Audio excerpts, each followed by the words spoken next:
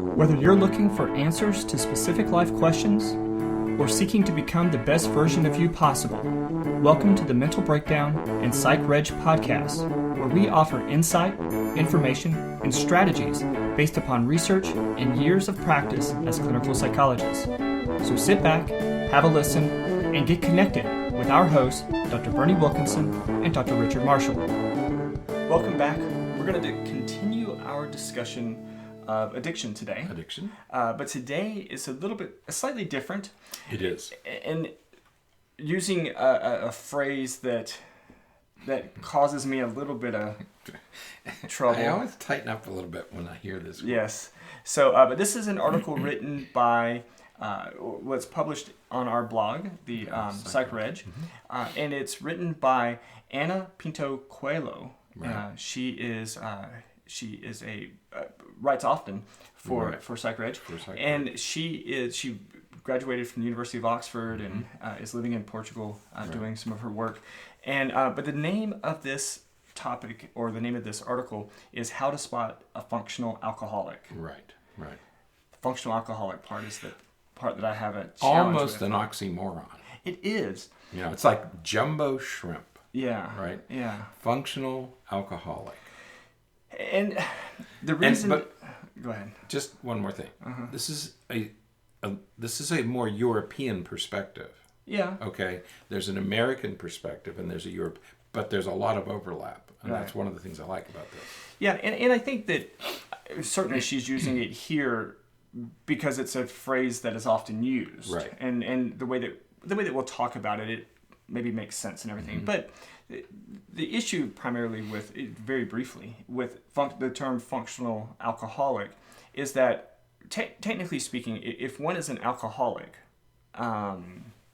diagnostically, if a person is an alcoholic, they don't function very well. You have a functional deficit. You have a functional impairment. Right. And that's the difference with the DSM. When you're using the DSM, we talk to patients all the time about that.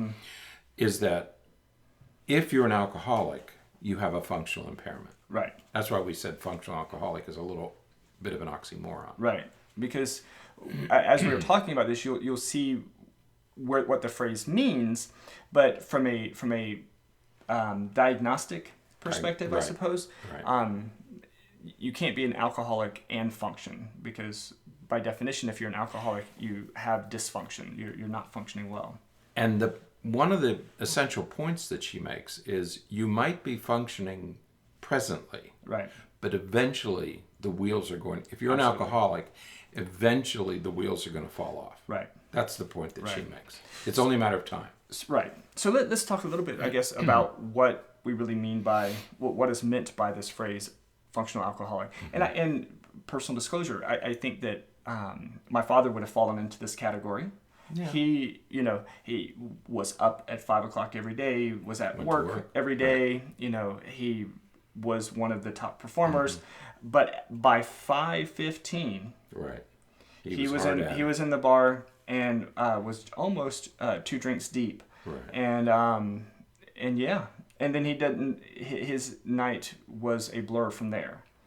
He drank most heavily most nights. And we see this beginning with many teenagers, right. Is that they will go to school during the day, do okay, right. Or they will go to work in the summer. They'll go to work, they graduate from college or high school, go to work during the day, and then at night they start drinking, right. And they drink until they pass out, right. Or they smoke weed until they pass out, right.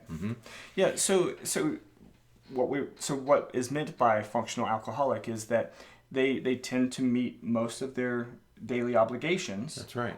But they continue to have sort of an addiction to some substance. So, so again, when we talk about alcoholism, one then might look at, the example I just gave with my father, that, then maybe he wasn't an alcoholic. Well, he was, because he met other criteria. His functioning from a social perspective was very, very poor. Well, see, and we can't forget that. Right. When we talk about functional abilities, we're also including your ability to function socially, not just vocationally. Right, right. So there's lots of different ways in which, man, I ended up sharing a little bit more than I thought, but DUIs and things like that. You and I worked together with a family maybe 10 or 12 years ago. And the dad always argued that he went to work every day and he provided for his family and he did what he was supposed to. They had a boat and they went out. But he came home and drank anywhere from 12 to 18 bottles of beer every night. Right.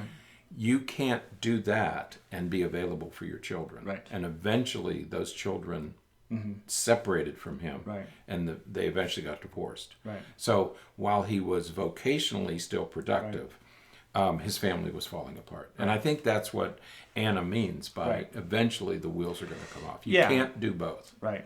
Yeah. It definitely, you can't, it's not sustainable. You can't sustain it. Yeah. That's her point. Right. So be very careful. We talked a lot about the oxymoronic flavor of functional alcoholic. And so be careful. If somebody is drinking or smoking or doing anything to excess, Bert, how many times have you seen somebody who said, well, my husband comes home and he gets on the internet for the rest of the night. Right. He goes to work every day. Right. But he's not available for family. Yeah, maybe that's an interesting point, that maybe what we should think about is that a functional alcoholism is that period of time between going from a functioning person to a dysfunctioning person. That brief transitional period. It's a transitional stage, right? And that's what I liked about this article, is that I hadn't thought of it as a transitional phase before, but that's really how she's discussing it. And I think she's right, that eventually no good is going to come of this. Right. Yeah. Right. Yeah, like my father ended up losing his job and all those kinds of things, because that tends to happen. That's what's going to eventually happen. So when people say, no, I can handle it, no, you can't. Right. Eventually, no, you can't. Right, right. So this column does a very nice job of sort of outlining a lot of this and talking about, what we need to do to recognize some of these trends and characteristics in our loved ones and people that we interact with. And to get help before the wheels fall off. Right. And I think that's the other important thing here, is that because it's transitional, get help before you get there. Don't delude yourself into thinking that, well, number one, if you're the abuser, that you say to yourself, well, I can handle this, okay, that's delusional. Or if you're the partner or even the children of a person who's headed in this direction, that you take action before the wheels come off. Right. Yeah, and we tend to, one of the points that she makes in this blog post is that, oftentimes we're living next to these people. Sure. People who would be considered functional alcoholics. And we then come back later when the wheels fall off and we say, wow, I never even recognized. It's usually because we weren't paying attention. Because what we tend to do is we tend to think, man, how does he come to work every day after having a night like that? That's a clue, right? It's like there are these little flags that pop up. Right. Man, how do you do that? And we tend to put them off aside. We tend to think, oh, well, he just handles his alcohol really well. It's in plain sight. But it's there. Yeah. Yeah, but we just don't see it. Right. I mean, it's there and we don't see it. Right. Right. So near the end of the column, she talks about some very specific things to look for that you might see, like a person who goes out to dinner or goes out to lunch and drinks instead of eating, and a person who talks about waking up with a hangover most days. Right. A person who is so eager to get out the door to get to the bar, the drink, or whatever the substance is. They have to get there a little bit early to have a couple drinks before dinner. Right. So these are all signs of addiction. These are all signs of dependence. Right.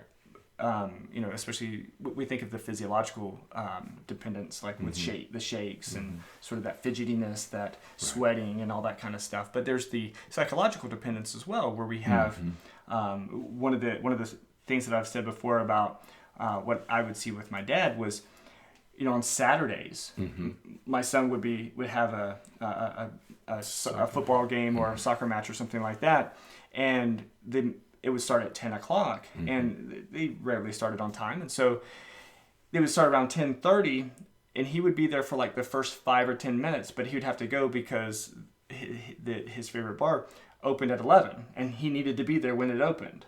And it wasn't physiological because he worked all week long and he could go from until 5 p.m. without drinking anything. That was sort of a psychological dependence that, hey, it's open, I'm not working, I need to be there. Right. And he would go there and he would spend the whole day there. And so it was pretty clear that he had this physiological aspect, but it was certainly a psychological aspect as well. But again, all those signs are there. They're there if you see them. Right. We just have to be cognizant of them, and as you said a moment ago, then be willing to say or do something to head it off at the pass before it gets to the point where the wheels fall off. Right. Yeah. So it's a great article. It's a great thing to be thinking about, especially if you have a loved one or a friend or someone who maybe consumes some substance or does some behavior more than you think is healthy. This post provides you some nice little strategies, nice little things to think about, to check out. The other thing that I've noticed about functional alcoholics is that the substance, whether it's alcohol or weed or whatever it is, takes a set. It's always present. Right. No matter what they do, if they're going to a game, we have to bring beer. If they're going fishing, got to bring beer. They're going to the beach, got to bring beer. You always have to have the substance with you. Right. And if you start seeing those patterns, that it just becomes a central focus of everything you do, it might be starting to become a problem. That's a great point. One day we'll do a podcast, I'm sure, on eating disorders. Yeah. And what happens, what we know with eating disorders is that people who have anorexia and bulimia, and we tend to think of them as food avoidant oftentimes, they actually, research suggests, that they actually spend more time thinking about foods than anyone else. That is a primary thought that they have in their mind. That's right. They're obsessed. What am I going to eat? When can I eat next? And they're thinking about it all day long. Right. And they're counting calories and they're counting grams and they're thinking about when's the next meal, how do I get it, how do I avoid it, what do I do, where's the restroom. Yes, it's obsessive. Right. And that's what happens with these other addictions as well, is that it just, as you said, it's a central theme of everything that they think about and talk about. And yeah, where's the beer? Where's the cooler always has to be with you. Right. Yeah, absolutely. So, all right. Anything else? No. Good. All right. So enjoy the... Thank you, Anna. Yes, it was really good. So, all right. Until next time, stay happy, stay healthy, and forget to be afraid.